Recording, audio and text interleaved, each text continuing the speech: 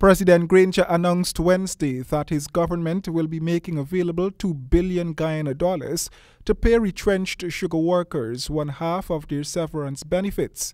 The government made no provision in the 2018 budget to accommodate those payments, so the funding has to come from the monies the administration estimates it will rake in during the current fiscal year. In an invited comment, Finance Minister Winston Jordan spoke of the sacrifices the government has to make to pay the workers. We'll have to re-examine our 2018 budget, which may very well include cuts to programs so as to release monies to pay the severance. And that is why the severance is being paid the way it is being paid. Over $2 billion by the end of January, and another $2 billion plus towards the end of the year.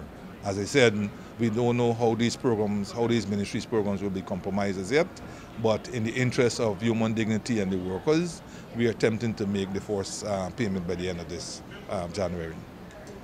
The finance minister stressed, however, that payment of the severance is a done deal.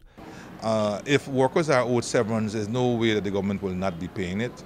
This is a question that it was a sudden and large amount, and we had to find creative ways to do this. The administration had already allocated $6 billion for Gaisuku in the 2018 budget, taking the administration's contribution to the sugar industry to $32 billion Guyana dollars since taking office in 2015.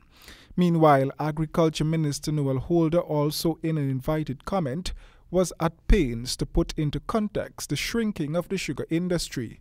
In 1992, when the previous government took office, there were 28,000 sugar workers working on 11 estates.